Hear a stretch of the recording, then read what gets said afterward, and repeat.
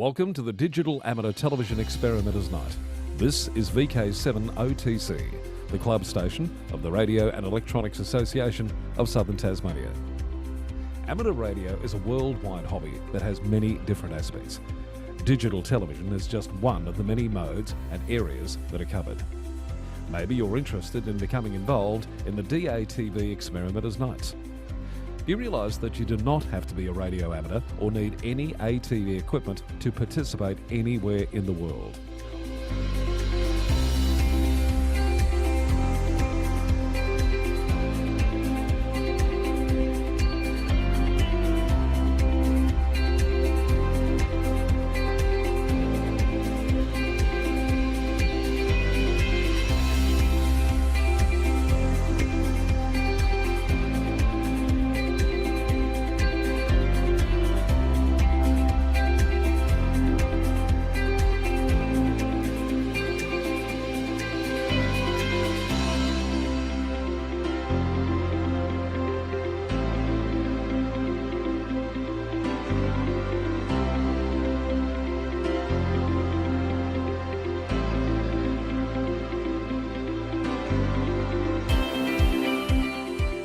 Also participate in the night by coming up to the Queen's Domain club rooms. Yes, right on top of the Queen's Domain in the heritage-listed Coast Wireless Station.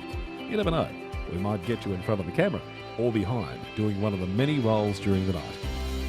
We get underway with our program on a Wednesday night from 7:30 p.m. local time. We'll see you soon. This is VK7OO.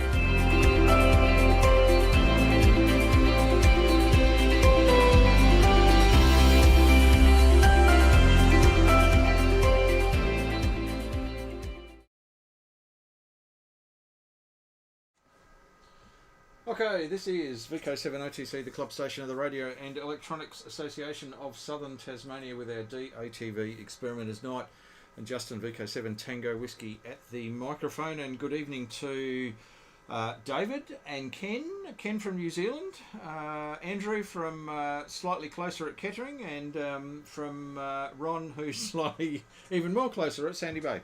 Fantastic. Thanks for joining us, and please drop your questions and comments into the chat, and I'll try and pick them up as we go through. Now, to start off with, I wish to acknowledge Tasmanian Aboriginal people as the traditional owners of the land upon which we're presenting tonight, and pay my respects to elders past, present and emerging, for they hold the memories, the knowledge and the culture and hopes of Aboriginal Tasmania. Now, big night tonight. We had a little bit of a quick change this afternoon, but I hope it'll all come together. We've got obviously now you're going to get sick of me saying things about the Tassie Ham-E-Con, which is coming up in a couple of weeks' time. And can I just say, if you haven't booked, you have a week to book. Before we close off bookings. We are closing them off at midnight on the 25th of October, and we have to organise catering and all sorts of stuff. So we're closing it off in a week's time. So if you haven't booked, please book. What we'll do, if I head to here and go like that, there we go. Bit of a promo arrangement. What I was going to focus in on tonight was very much the we've gone through all of the presenters. So our keynote presenters, just a bit of quick recap on our keynote presenters. The three keynotes that we've got, and in fact you see one of them right there in the centre of that promo there.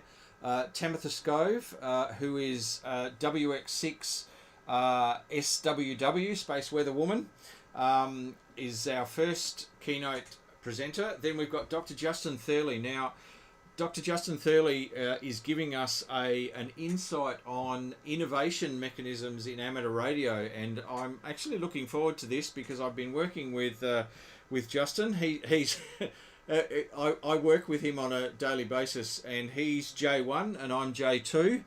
and I've been working with J1 on his presentation and actually bringing him up to speed with what amateur radio is all about. His PhD is in innovation and specifically technological innovation. So I'm actually really looking forward to this particular keynote talk. I suspect this will be one of the highlights of the conference. And the third is Kristen, who is Kristen McIntyre, who is now I've forgotten her call sign. I'm sorry, Kristen. Hang on, I can tell you. If I scroll down here, we've got the presentation program. Kristen McIntyre, K6WX. Very thought-provoking title and presentation called "Ground is a Myth," and she will stretch your understanding of ground and how it actually applies to antennas and your station and all sorts of things. So really thought-provoking talk for our third keynote.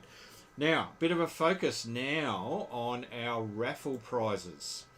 So our fantastic raffle prizes, and I'll quickly go through most of them. The ICOM IC7300 is the very first one. These are sponsored by Reast. The second raffle prize that Reast is sponsoring is a Yaesu FTM 500DR, which is mobile rig.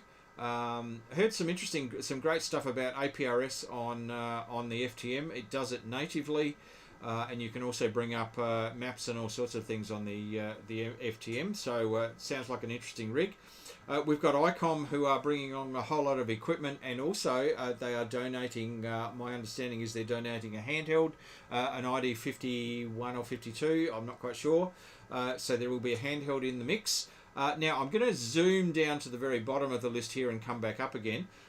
The other rig that is on offer in the raffle prizes is a Zygu G90, and that's thank you to Hayden, VK7HH from Ham Radio DX, who has donated that particular rig.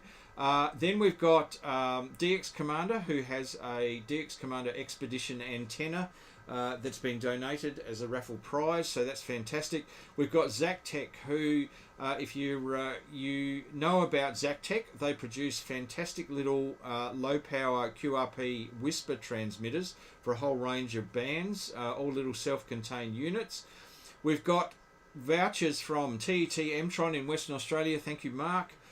We've got DigiRig interface vouchers.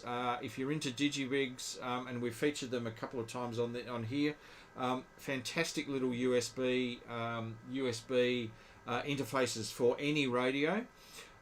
We've got Messi and Poloni vouchers for connectors, coax products, fantastic coax products, and we've got Yaesu merch from thank you to Guy at VK Radio. So they're the raffle prizes. Now, the only way you can get a raffle ticket is if you come along.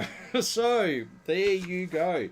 You need to come along, and if you come along, you get a raffle prize. You get a raffle ticket, one raffle ticket, and you can buy other raffle tickets on the weekend, leading up to when we draw the raffle, which is at 12 noon on Sunday the 3rd of November, and it gets drawn then. So you don't have to be, I can just say, you don't have to be at the raffle draw to claim your prize. If you win a prize, we will actually get it to you.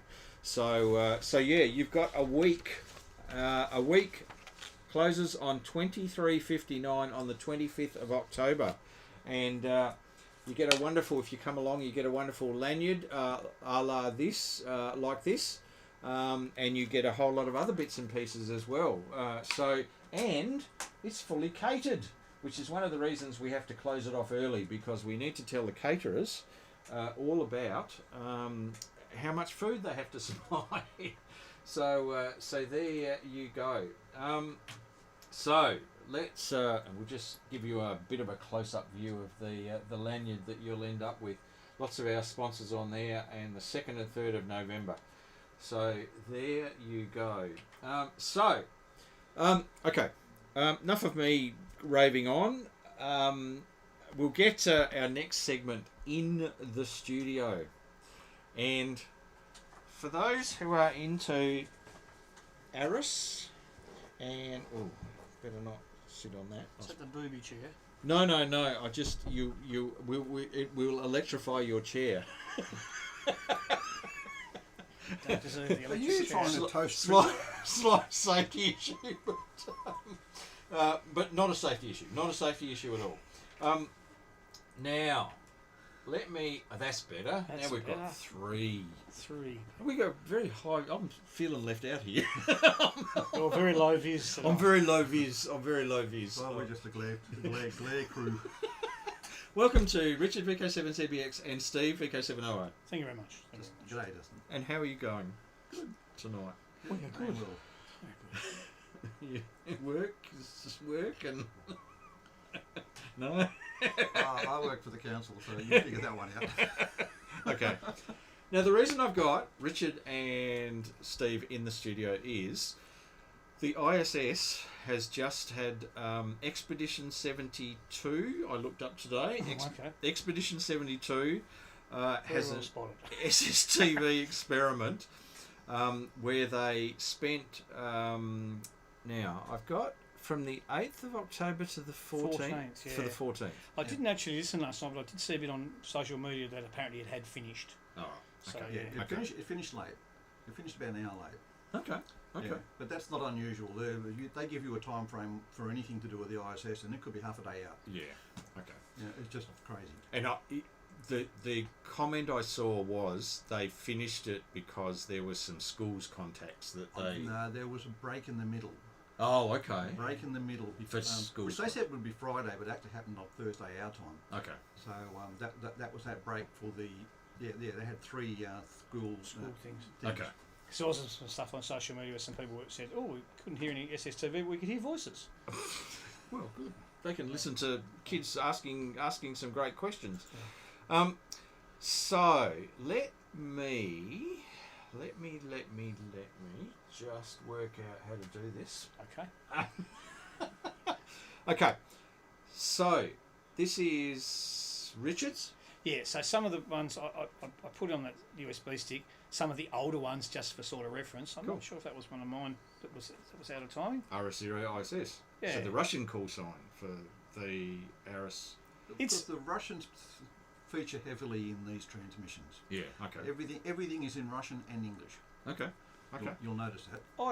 I believe that it seemed to me that the quality this time around I won't say the quality, the level of the transmitted signal didn't seem quite as strong, Okay. and it seemed to suffer way more fades on this particular Says he mission. who got near perfect pictures.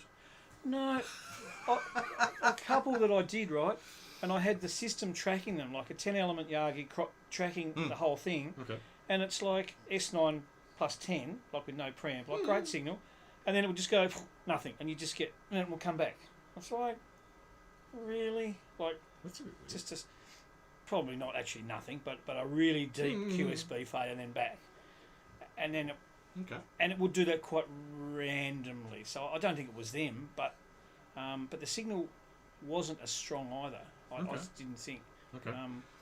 So this is one from before. Yeah. Okay. It's one of the older ones. Keep going. Now. This is one of the older ones as well. Obviously, we didn't date stamp these, which is probably a bit sad. Yeah. Founder of the Russian cosmonautics. Oh my goodness. Okay. Oh.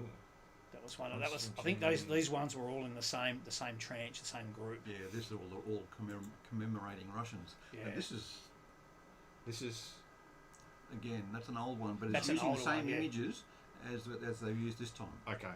So we'll spot. Because, hang on, one of the things I read was this time was 12 images developed by the students at the Southwest State University in Kursk, Russia. Yep. So, Some of the text on them was very, very. That's one of the older ones as well. ah, here we go. Yeah. Here we go. And this has got like the writing is yeah.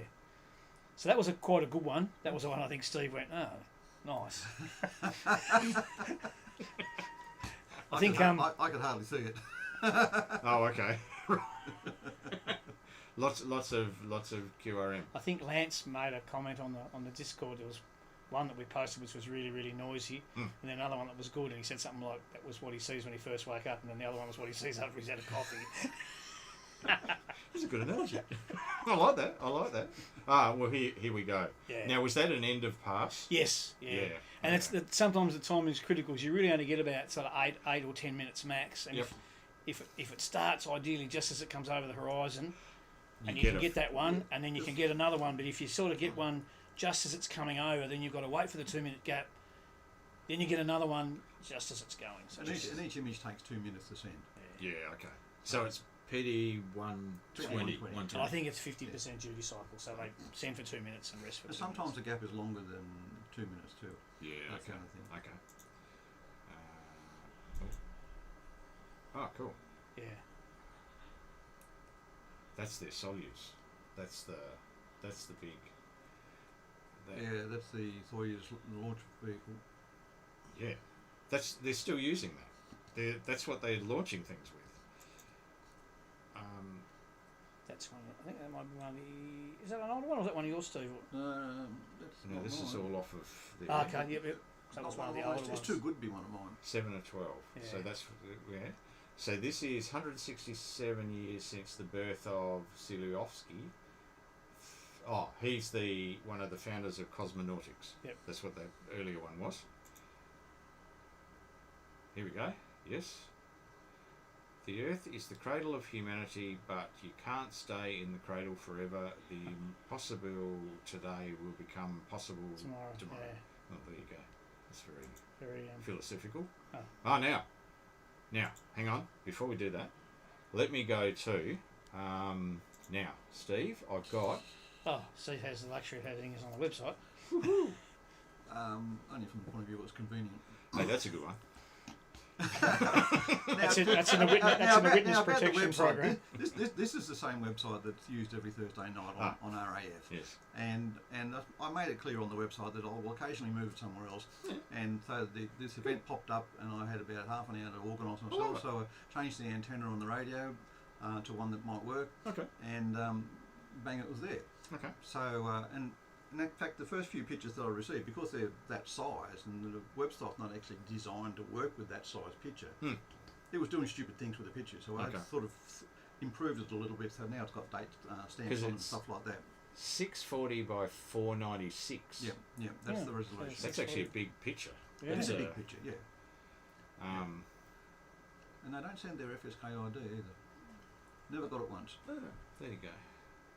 Anyway, so that's sort of quality you can get off a short version. Having an omnidirectional antenna is a real it's a difficult thing, because you need to have all of the variables of different antennas. Like you need a quarter wave to be able to get sort of the bit in the middle. Then you need really a 5/8 wave, so you get the nice low angle of radiation to get the horizon stuff. But so occasionally you get one. I'd like to build a QFH and try and see how. Well, that's why. I've actually got one of them, but I haven't put it in operation yet. Yeah, so. The Lindenblads. See, the Lindenblads are really low angle. Okay. The only issue with Lindenblads is right over the top, which is they have the null like the quarter wave. Yeah. Well and truly. But the reason they're used at airports is really low angle. So the QFH, I think the QFH should be, because the guys that do the weather satellite stuff have really good results. With quadrophilias. Yeah. Quadrophilia helix. Like, it's really nice. Unfortunately, this time I wasn't organised because I had to fix an issue with a broken wire on my rotator and elevator. But a few of the previous lots where I've had the auto tracking system, where you could actually leave it running all night and it would just wake up the rotator and just. And that's what I used to use, because it automatically did the Doppler for me. Yes. But I just used a quarter wave, so it was Sat PC32 or GPredict. So all I'm using here is an old FT 211RE. Yeah. Okay. So it's just an old radio with an old computer with wide bandwidth. So you don't have to worry about that. It's FM, so who cares? Yeah. And an antenna that was just there. So nothing special. I just think it's nice, like if I don't know, maybe it's just me, but if you sort of think if you're going to do this, try and sort of do it. Yeah, okay. The best you can. If I had known it was coming up more than half an hour, I might have. Yeah, I was caught a bit on the hop too. I went, I'll have a bit of a go. Oh, my elevator doesn't elevate. Damn it. Yeah. So a lot of noisy pictures there because you only got the first half and the bottom half or whatever, or it faded out. I tell you what, you got a fair few of the. It doesn't do too bad. Just an ordinary quarter wave. So it's not a quarter wave. So it's a low gain antenna. It's just a small base station. That part of it's really sort of really. But some of the detail in the pictures was very, very fine. That I think the PD120 was probably never really going to capture. Yeah. So you're going to read that. See, that's actually a good one. That is really good. That's I get at least one good one. And the big complaint from people in Australia was that they didn't get all 12 images. And if you look at both Tricky's and I's, you'll find we've all got images from 7 through 12. Oh, because they're going through the same sequence. That's it. Didn't get any of the other ones. There's a guy on one of the socials, Andy Keir. So now we're getting into the Thursday night stuff. Yes. Yeah. If you go a little bit further down, you'll find some more. Yeah, maybe. Scroll down further and.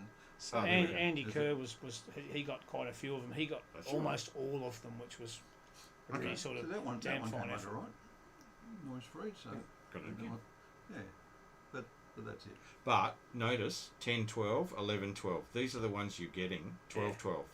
So it's the end of the sequence. Yep. There's image one. I think that one there might be image one. One of 12. Yeah, that's the only one of image one I got. That was it. Yeah. Okay. Yeah. Anyway. So okay. No, we've whizzed it back up the. We've whizzed back up the. Oh no, hang on. I think you're at the end anyway. Yeah. No, I was. It's good to be able to do it. Like I think it's good to sort of try and just get people that maybe don't normally do this stuff to just. Oh no, well and truly. Have a bit of a listen. Okay. Yeah. And for those who don't know, this is Steve's website for that we capture all the SSTV on Thursday nights. Yeah. And any other frequencies he wants to tune to. So fantastic. I monitor SSTV on 20 metres, 17 metres, 15 metres, 12 metres and 10 metres. Although 17 metres and 12 metres never have anybody on them. Okay. But the other three bands do a bit. With this antenna here in the featured in the picture? That's the hex beam that I acquired at the last Ham conference. Yeah. Ham-E-Con. Yeah. Don't go there. Now, you mentioned a little bit. Hang on, we'll go back to so they can see us. We're not talking heads. You mentioned a little bit about the equipment you were using. So you were using So the antennas I've got are very, very old Mass Pro WHS32 Oscar Hunter antennas. Okay.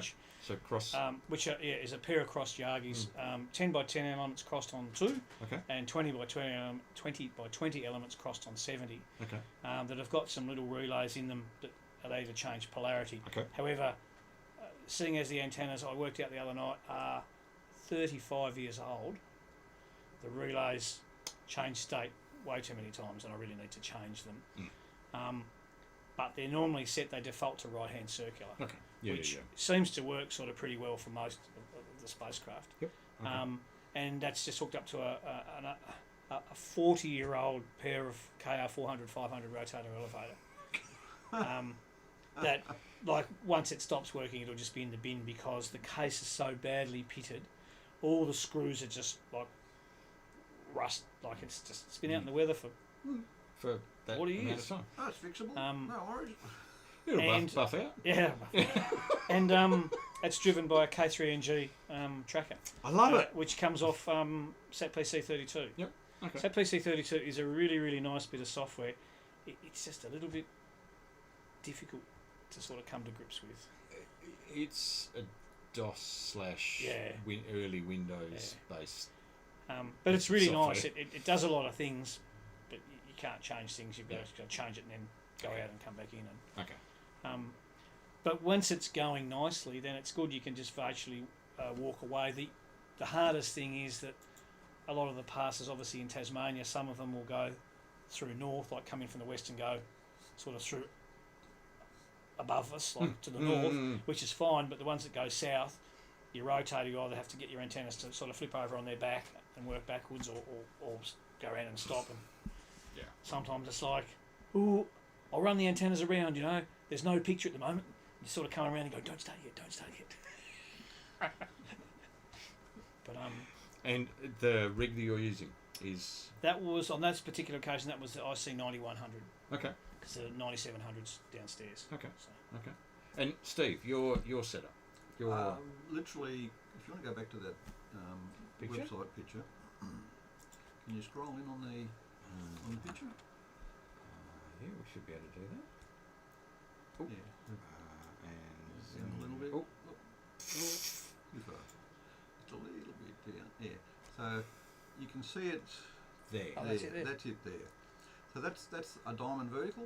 Okay. It's not high gain or anything, and it's just a spare antenna I have. Yep. And I've got it mounted on a 4-metre mast at the back of the shed. Okay. So it's just higher than the shed. That's it. So how high is this mast? Just in that one. Supposedly is 10 metres. I haven't actually measured it to be exact. So a bit RHS is For- 8, isn't it? The RHS is 8 metres long plus 10, the structure as well. So the antenna on top should be at the 10 metre level. Yep. Now that picture's a bit deceiving. It looks like I'm in free space, but I'm not, because I'm only standing about 15 metres away from it. And it's a 10 metre high tower, so I'm looking at about 45 degrees straight up. Yeah. Okay. Okay. In reality, the house behind me is at the same height as the antenna. Right. So, so a bit of a hole where I Except am. not letting the truth get in the way of a good yarn. So it looks impressive, but It's a 50 Looks good, though. metre tower. but at least it doesn't stand out in the neighbourhood. Does look good. Okay. Too much anyway. Mine doesn't stand out in the neighbourhood. No. So that's the antenna. What's it connected to from the rig point of view? For this system, it's just like I said, just a Yaesu FT211RE. Yep. Just an old radio that I was gifted at some point in Yep. the past, and I have no other use for it. So, But Yaesus are reputed to have really good receivers in them, so that's one of the key elements. yeah, well, I couldn't tell you whether it's receiving well or not. I don't know. I just put it on and it works. Yeah, As simple yeah. as, Okay. I mean, it normally only listens to RAF, and, Yeah. and when I got it on that repeater, it's using an antenna that's inside the shed, so that I try not to overload it when I transmit. So Oh, yeah, okay. And RAF is what, a stone's throw from you. Yeah. it's not that far away. I can hear it quite easily. So I don't really need an antenna to hear that. So I just use that the outdoor antenna for the ISS, but it's not the right antenna by any stretch. No. But you can occasionally get a good picture. Yeah. Okay. And And it's just MMS SSTV type Yep. set up on a computer. Yeah, yeah. that's what I use MMS SSTV as yeah. well. Okay. Because I used on the last time that I was ISS, it was quarter wave. It was the FT847, just because that was what I was cat controlling the Doppler with. Yep. And Gpredict running on Linux, and QSSTV, which is the Linux. I think the Gpredict will work with a 9100, but when you use Gpredict, it does something funky with the satellite mode, and it swaps the VFOs over. And I was never able to resolve it on the 9700. Maybe the new firmware of the 9700 or whatever has fixed it. Okay. But it works fine with the 9100. Oh no, cool. Because the other thing I was going to show just here,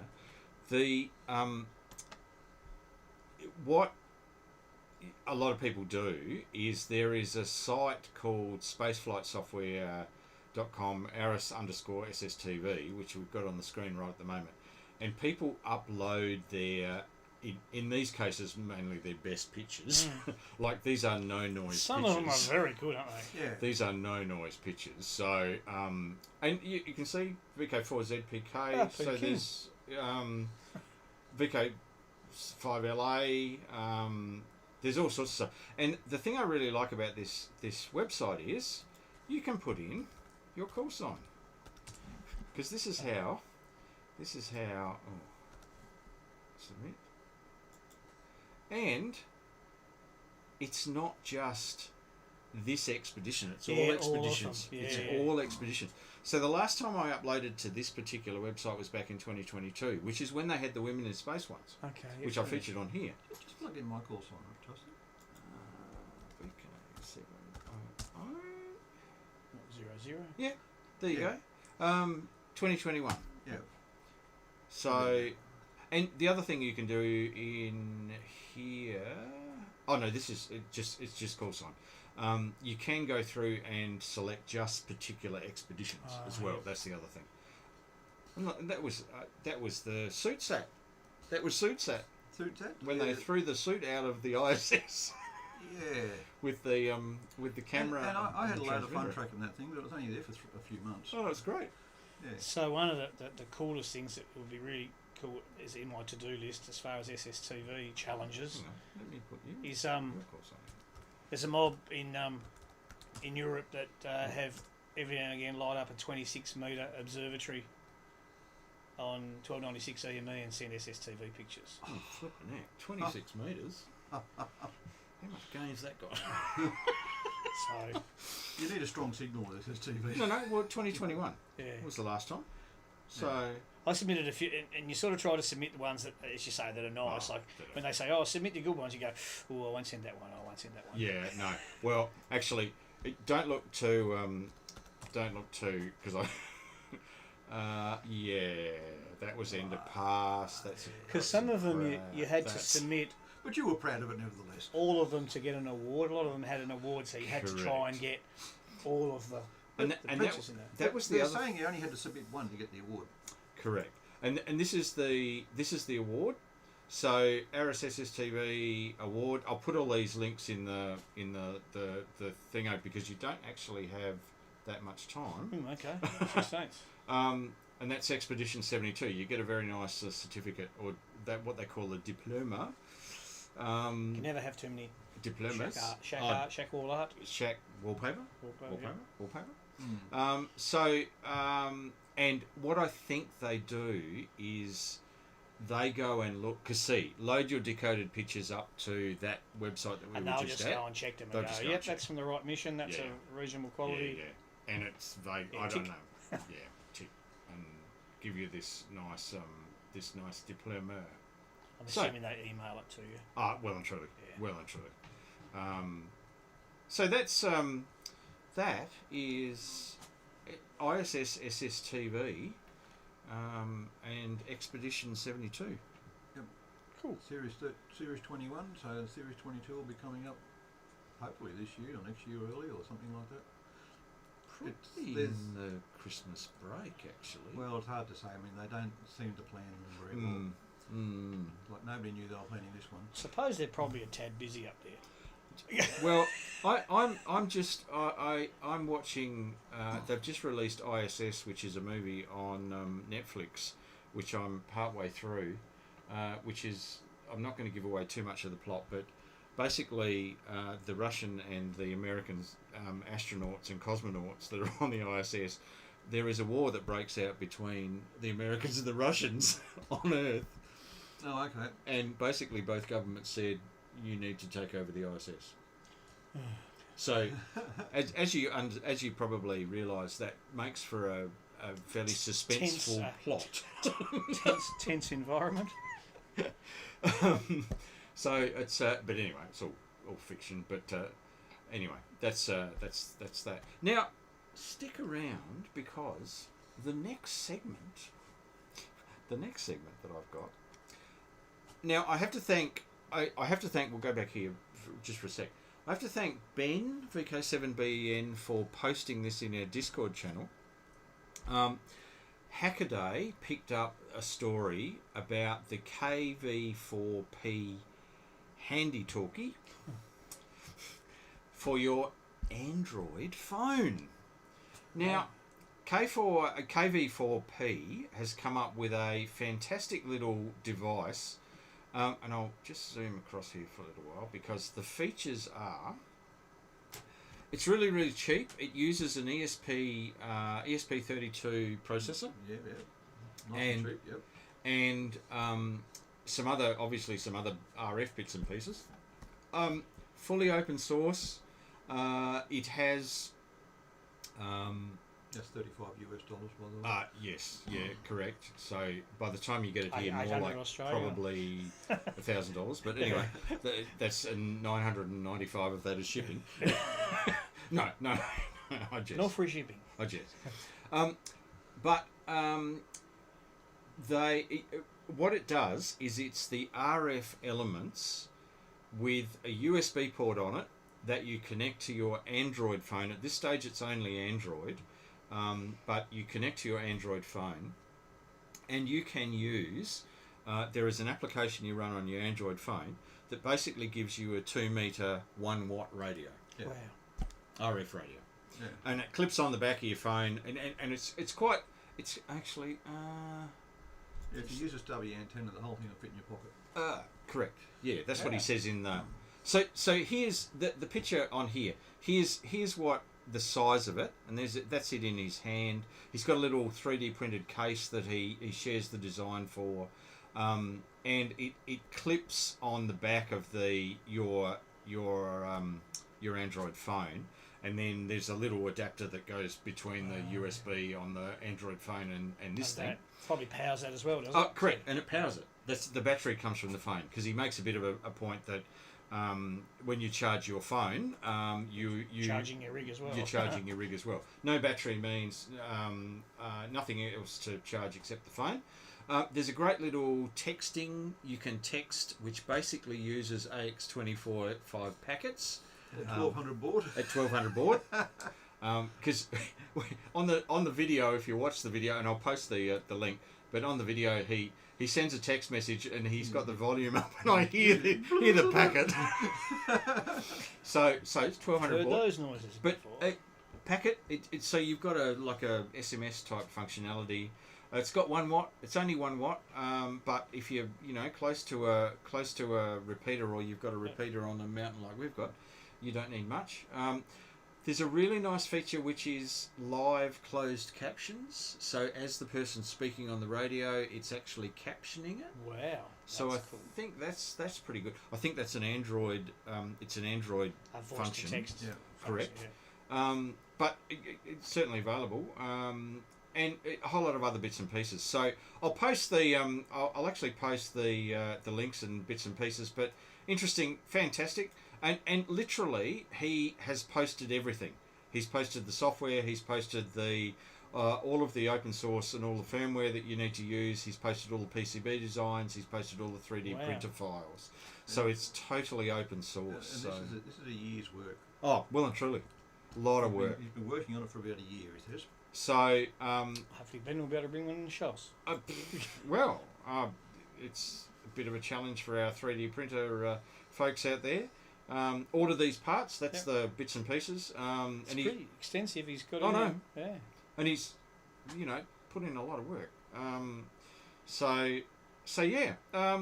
Just thought I'd drop that in because absolutely fascinating. Unfortunately, it's Android, but okay. Nothing wrong with that. Who uses Android? Yeah, he uses Android. Oh my god! But I assume, actually, I've got an Android tablet. I assume Will work with that. it will work with the Android tablet. I wonder if it's As long as it's got a USB-C port on it. if it's reliant on a particular version of Android. I wonder. Well, it has to be a USB-C port. Well, if you want to use the adapter that he's talking about using. Presumably, Is that a USB-C voltage thing, would- maybe? Because USB-C is a bit cleverer and it's not locked. Well, to it negotiates. fiber. It's voltage. more a current delivery than anything else, but I can't see that you would need a lot of current for it anyway. But what about bandwidth? Because do you need USB-C type bandwidth? Probably not. Probably not. Because it's only controlling it. It's only controlling it and sending voice audio. You're only so probably streaming It'll be as well. sending an IQ stream, most likely. So anyway, I just thought I'd point it out because absolutely fascinating and if you don't want to cart your handheld and your phone around in your pocket, then here's an option. So Cool. there you go. Now, how are we going for time? Actually, I might wrap that up at this point in time. But what I'm going to do, obviously, a bit of a reminder about the events that are coming up. We've got another opportunity to absolutely get you into the conference. Although I suspect, no, we won't. It'll just be in the week with a few days to spare to book. Don't hesitate. Jump in. Jump in. Do it now. Do it now. Do it now. Yeah. Yeah, and free set of steak knives. Have we got a deal for you? We got a deal for you. So that's now. When you go into book, you'll find there's a few options that are available to you. There is on the Friday night, which is the 1st, November the 1st, there is a barbecue up here.